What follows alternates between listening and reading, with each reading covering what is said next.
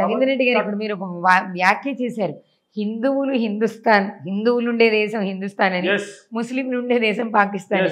మన దేశంలో మన రాష్ట్రంలో మనం కూర్చున్న నగరంలో కూడా ముస్లిం శాతం ఎక్కువే ఉంది కదండి. ఎలా మరి ఆ వ్యాఖ్యని సమర్థిస్తున్నారు? 100% కానీ నేను ఇప్పుడు కూడా అంటున్నాను, వలస వచ్చారు, వలస వచ్చేలాగా ఉండండి. నువ్వు వచ్చి పెత్తనం చేస్తా అంటే కుదరదు.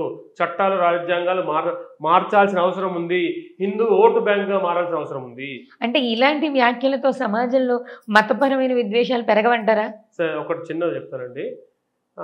ముస్లిం సలాం అలైకుం అంటేనేమో తప్పులేదు, క్రిస్టియన్ ప్రేజ్ ది లార్డ్ అంటే తప్పులేదు, నేను జై శ్రీరామ్ అంటే తప్ప. మతతత్వం గుర్తొస్తుందండి మీకు? హిందువుగా ఉండాలంటే మతతత్వం గుర్తొస్తుందండి? ఎక్కడండి? అంటే సమాన్యాయం ఎక్కడుంది అంటున్నాను నేను. అందుకని హిందువులో బతకమంటాను, సెక్యులర్ బతకకండి. సర్వమత సమానం అనే సిద్ధాంతాన్ని తీసేయమంటున్నారు. సర్వమత సమానం ఎప్పుడండి? ఈ మతాన్ని గౌరవించినప్పుడు ఆ మతాన్ని గౌరవిస్తాం. ఈ మతంలో నువ్వు సైతాన్ని నిన్ను కించపరుస్తా ఉన్నావు, నన్ను మొక్కని వాడిని రాళ్లతో కొట్టమంటున్నావు, సమానత ఎక్కడ ఉందండి? కాబట్టి ఇవాళ హిందువులు చైతన్యం కావాల్సిన అవసరం ఎంతైనా ఉంది. ఈ శ్రీ మీడియా వేదికగా నేను చెప్తున్నాను ఏంటంటే, హిందువులా బతకండి, చచ్చిన శవంలా బతకకండి, శివంలా బతకండి. మీ ధర్మాన్ని మీ సిద్ధాంతాన్ని మీరు పాటించండి, ఆచరించండి, మీ పిల్లలకు నేర్పండి. కాబట్టి హిందుత్వం బతుకుంటుంది. లేదంటే రాబోయే కాలం చూడండి, ఇప్పుడు లవ్ జిహాదులు చూడండి ఏం జరుగుతుందండి.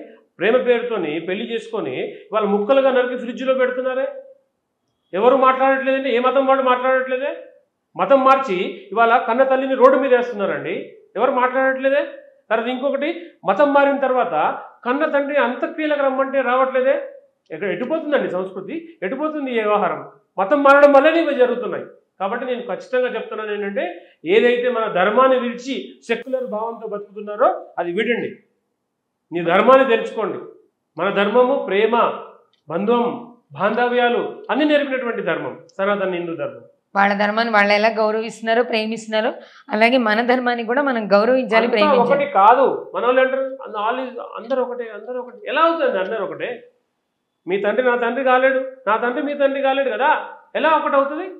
హిందువులు హిందువులే, క్రిస్టియనే, ముస్లిమే. కాబట్టి హిందువులు చైతన్యం కావాల్సిన అవసరం ఎంతైనా.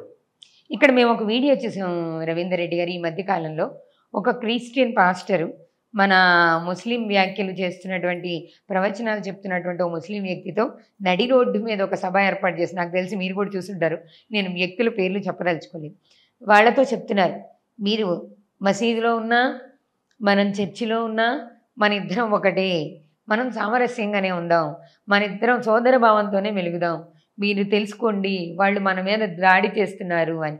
అంటే ఒక క్రిస్టియన్ ముస్లింని కలుపుకోవడానికి కానీ, ఒక ముస్లిం క్రిస్టియన్ని కలుపుకోవడానికి కానీ ఏకమైపోయి రోడ్డు మీదకి రాగలిగిన పరిస్థితుల్లో వాళ్ళు హిందువునే ద్వేషిగా ఎందుకు చూస్తున్నారు?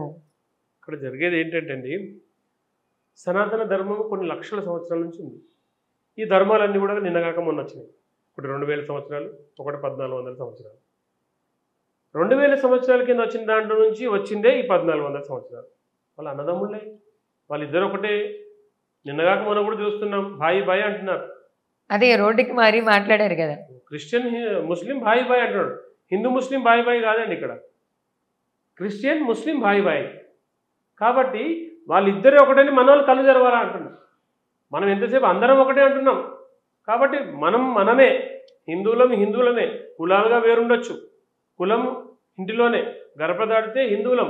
అలా ఉన్నప్పుడే హిందూ చైతన్యం కానీ, ఇప్పుడు ఇలాంటి దాడులను కానీ ఇవన్నీ కూడా మనం అడ్డుకునేటువంటి ఒక వ్యవస్థ ఏర్పడుతుంది. ముఖ్యంగా ఏదైతే వీళ్ళు మత మార్పిడులకు లోను చేస్తున్నారో వారికి ప్రత్యేకమైన చట్టాలు ఏర్పడాల్సిన అవసరం ఉంది. అది కూడా మనము సమైక్యంగా హిందూ ఓటు బ్యాంకుగా మారినప్పుడే జరుగుతుంది, మనలో ఐక్యత ఉన్నప్పుడు. ఎందుకంటే ఇవాళ పార్టీలుగా విడిపోయి, కులాలుగా విడిపోయి, ఇక్కడ చూడండి, క్రిస్టియన్ ఒక ఓటు అంటే ఒక పార్టీకి ఓటు వేయాలంటే వాడికి ఫిక్స్ అయిపోతాడు. ముస్లిము దీనికి ఓటు వేయాలి అంటే వాళ్ళ దర్గా అంటే వాళ్ళ మసీదులో చెప్తే దాన్ని ఫిక్స్ అయిపోతాడు. ఇవాళ హిందువులు ఏం చేస్తున్నారండి, ఆ పార్టీ ఈ పార్టీ అని చెప్పేసి మనం కులాలుగా తన్నుకొని ఇవాళ మనం పలచగైపోలా, కులం చూస్తాం, ప్రాంతం చూస్తాం, అన్నీ చూస్తున్నాం. అంటే ఎక్కడ పోతుంది హిందుత్వం, ఎక్కడ పోతుంది? కాబట్టి నేను అనేది ఏంటంటే, హిందుత్వానికి హిందూ ఎజెండా ఎవరైతే పెడతారో వారికి ఓటేసి ఇవాళ మనం రాజ్యాంగం మార్చాల్సిన అవసరం ఉంది. వాళ్ళు ఐకమత్యంగా ఉండి శాసిస్తున్నారు ప్రభుత్వాలని. మనం ఐకమత్యం మీద ఎటుపోతుంది? ఐక్యత లేదు కాబట్టి శాసించలేదు. కాబట్టి నేను కులాలను పక్కన పెట్టండి, హిందువులంతా ఒకటే, ఏ కులమైనా పర్వాలేదు, హిందువులంతా ఒకటే అనే భావన ఉంటే సాధించడానికి